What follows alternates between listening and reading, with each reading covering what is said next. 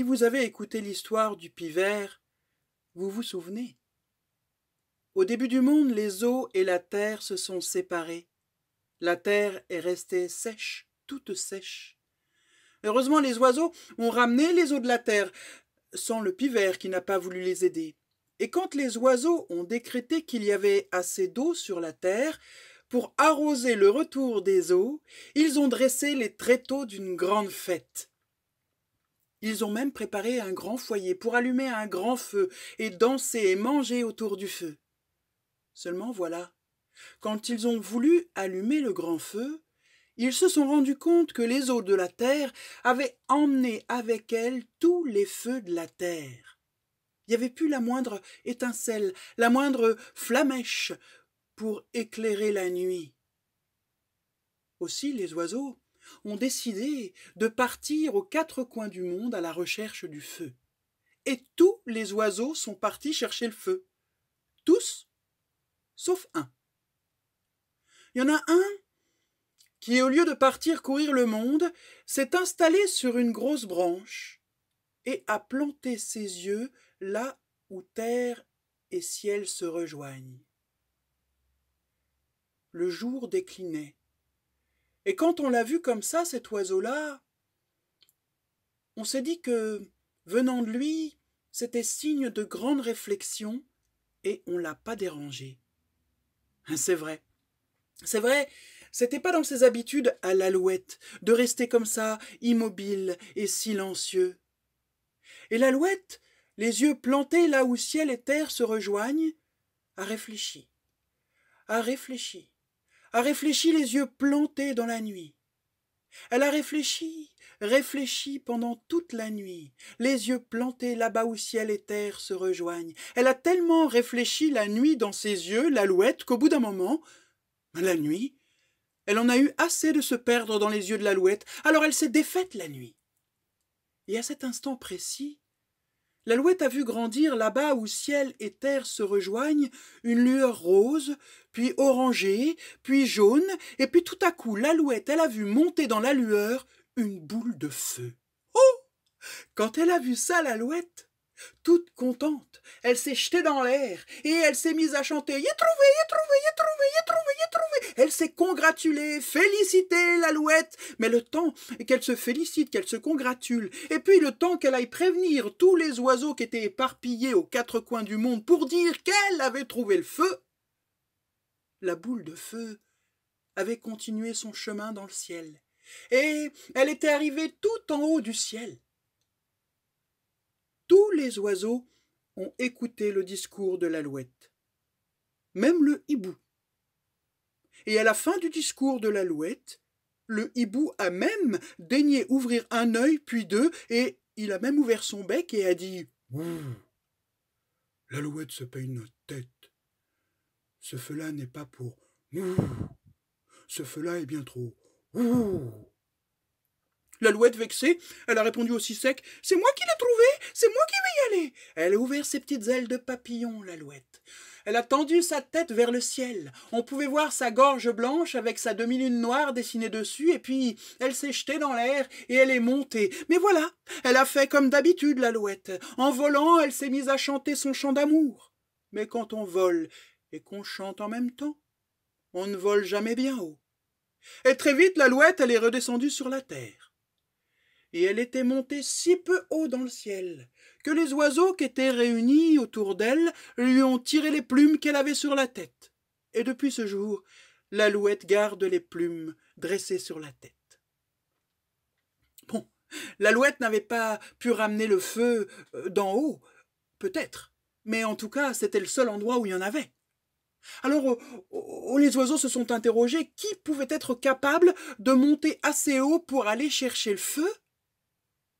Et tous les oiseaux qui étaient là réunis ont pensé au seul qui était capable de le faire. Oui, celui qui avait les ailes assez grandes, plates et larges pour monter là-haut.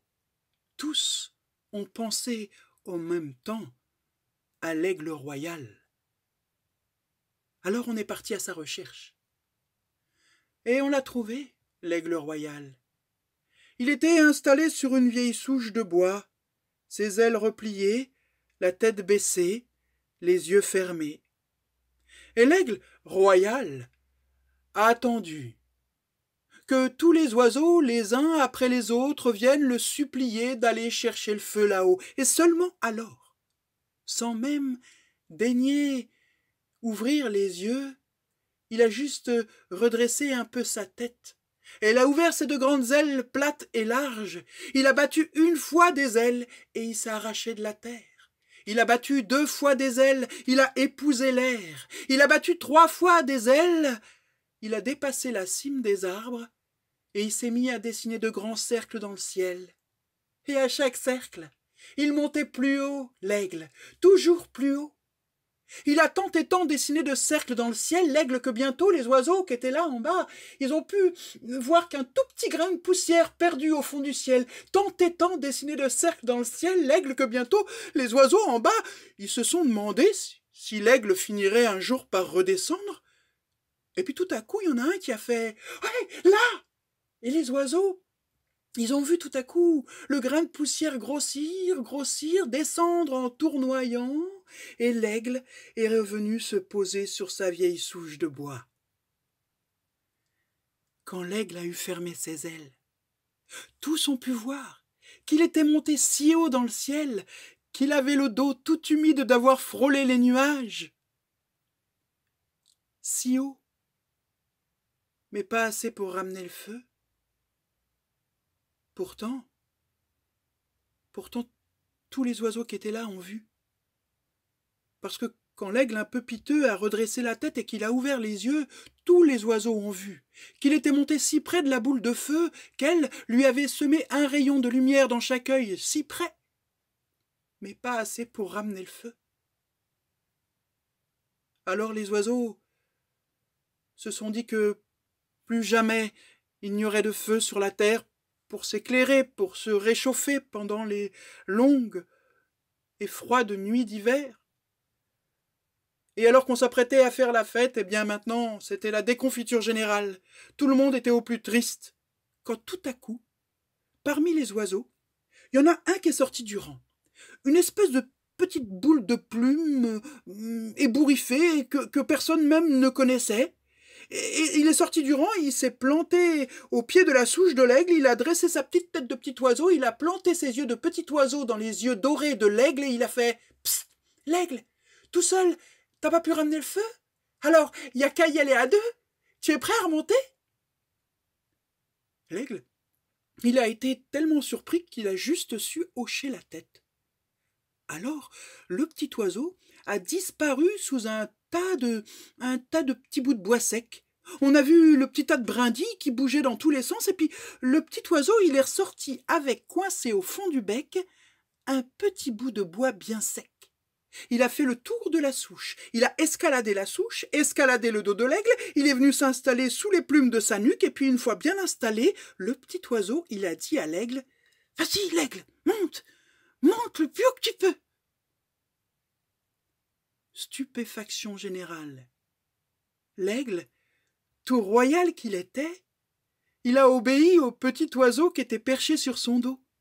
Il a ouvert ses 2 grandes ailes plates et larges, il a battu 1 fois des ailes, s'est arraché de la terre, 2 fois a épousé l'air, 3 fois a dépassé la cime des arbres et s'est mis à dessiner de grands cercles dans le ciel. Et à chaque cercle, il montait plus haut, toujours plus haut. Il a tant et tant dessiné de cercles dans le ciel, l'aigle, que bientôt les oiseaux en bas ne voyaient plus qu'un tout petit grain de poussière perdu au fond du ciel, tant et tant que bientôt ils n'ont plus rien vu du tout, tant et tant que bientôt l'aigle, il s'est arrêté de battre des ailes. Il s'est tourné vers le petit oiseau qui était sur son dos, puis lui a dit « Hé, petit oiseau, je peux pas monter plus haut, tu sais. L'air pèse comme la pierre sur mes ailes. Si je les agite encore une fois, elles vont se briser en 1000 morceaux. À toi de jouer, petit oiseau. Monte le plus haut que tu peux. » Le petit oiseau, quand il a entendu ça, il a serré un tout petit peu plus fort le petit bout de bois sec qu'il avait dans le bec. Il a levé la tête, il a regardé la boule de feu qui était là juste au-dessus.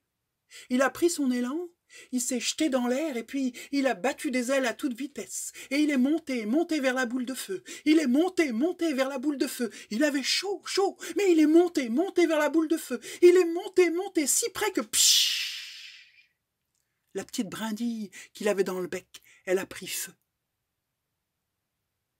Quand il a vu qu'il avait le feu au bout du bec, le petit oiseau, il a fermé ses ailes et s'est laissé tomber comme une pierre sur la terre. Et les oiseaux qui étaient en bas réunis, ils ont vu tout d'un coup comme une petite comète, comme une étoile filante qui a traversé le ciel et qui est venue s'écraser juste au milieu d'eux.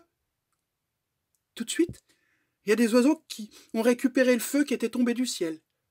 Et puis il y a un autre oiseau qui est resté et qui a vu qu'il restait une petite boule de flamme et de fumée qui s'agitait.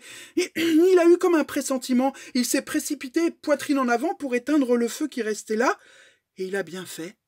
Parce que sous les flammes fanées, la fumée dissipée, l'oiseau pompier, qu'en avait gardé d'ailleurs la gorge toute rouge, il a vu qu'il restait là une petite boule toute cramoisie.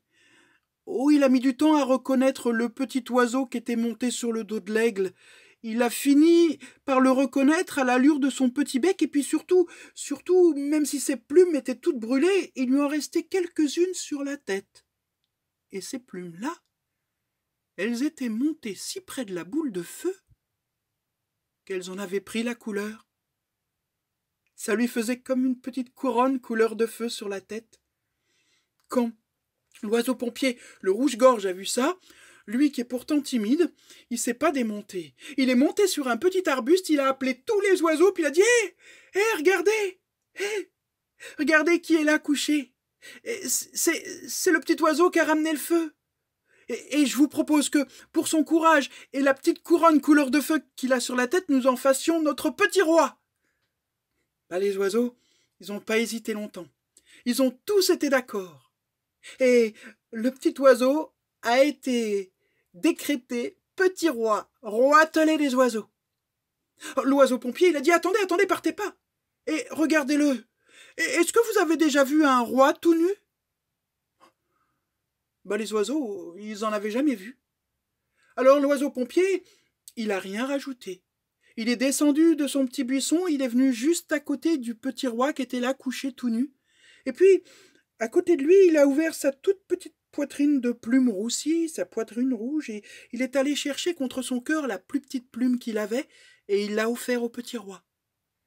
Quand les oiseaux qui étaient là autour ont vu ça, tous, les uns après les autres, sont venus au chevet du petit roi, ont ouvert leur poitrine de plumes et ont pris la plus petite plume qu'ils avaient à côté du cœur et l'ont offert au petit roi. Eh bien, avec toutes ces petites plumes, le petit roi s'est refait un joli costume de plumes tout bigarré. Il est resté le roi des oiseaux. Et encore aujourd'hui, quand le roi des oiseaux, le petit roi, le roi Telet, se met à chanter depuis le sommet d'un grand arbre, pendant une piécette de seconde, les oiseaux d'alentour se taisent pour écouter le chant aigre et menu de leur petit roi.